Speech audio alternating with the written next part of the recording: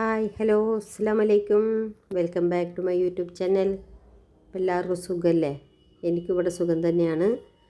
അപ്പോൾ ഇതുവരെ സബ്സ്ക്രൈബ് ചെയ്തും ലൈക്കും കമൻറ്റും തന്ന് പ്രോത്സാഹിപ്പിച്ച എല്ലാവർക്കും താങ്ക്സ്. ഇനിയും അതുപോലെ ഉള്ള സഹകരണം പ്രതീക്ഷിക്കുന്നു. അതേപോലെ സബ്സ്ക്രൈബ് ചെയ്യാതെ കാണുന്നവരാണെങ്കിൽ പ്ലീസ് ഒന്ന് സബ്സ്ക്രൈബും ലൈക്കും ചെയ്യാം കേട്ടോ. ലൈക്കും കമൻറ്റും വളരെ കുറവാണ്. അപ്പോൾ നിങ്ങളുടെ കമൻറ്റും ലൈക്കും നമുക്ക് വിജയത്തിലേക്ക് എത്താൻ പറ്റുള്ളൂ. അതുകൊണ്ട് എല്ലാവരും ഒന്ന് ലൈക്കും കമൻറ്റും ചെയ്യണേ. പിന്നെ ഞാൻ ഇന്ന് വന്നിരിക്കുന്നത് നമ്മുടെ വിയറ്റ്നാം എയർലി സൂപ്പർ എയർലി പ്ലാവിനെ കുറിച്ച് പറയാനാണ്.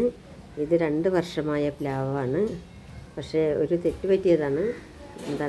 ഒരുപാട് ഉയരത്തിൽ പോയത് അത് മുറിച്ച് കളഞ്ഞില്ല. മുറിച്ച് കളഞ്ഞാണെങ്കിൽ താഴത്തും ഇതേപോലെ നിറയെ ഉണ്ടായിരുന്നു. ഇപ്പം തന്നെ 10-20 ഉണ്ടായി കേട്ടോ.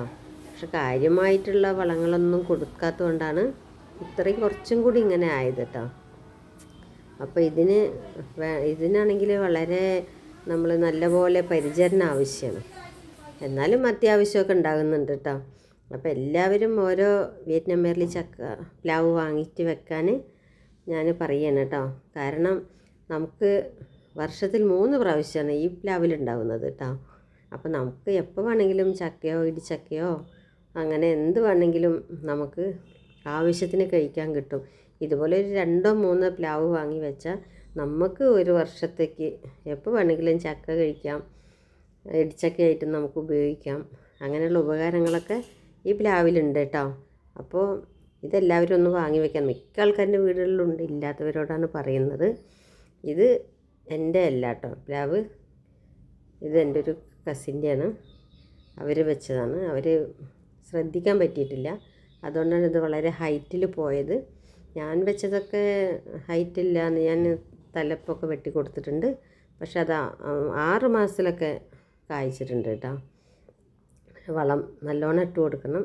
19 ഞാൻ ഇട്ട് കൊടുക്കാറ്. അതേപോലെ എല്ലുപൊടി. അതിൻ്റെ ചക്കൻ്റെ കളറ് കണ്ടോ? ഈ കളറായിരിക്കും. നല്ല ടേസ്റ്റ് ആയിരിക്കും കേട്ടോ. നല്ല മധുരം, കട്ട മധുരമായിരിക്കും. വെള്ളം അടിയിൽ അധികം കെട്ടി നിൽക്കാൻ പാടില്ല കേട്ടോ. അപ്പോൾ ഇതൊക്കെയാണ് ഈ പ്ലാവിൻ്റെ വിശേഷങ്ങൾ കേട്ടോ. നല്ല പരിചരണം ആവശ്യമുള്ള ഒരു പ്ലാവാണ്. അതുകൊണ്ട് എല്ലാവരും ഇതൊക്കെ ഓരോന്ന് വാങ്ങി വയ്ക്കാൻ നോക്കുക. നല്ല രസമാണ് കേട്ടോ. അസ്സലാമു അലൈക്കും. ഇത്രയൊക്കെ ഉള്ളൂ.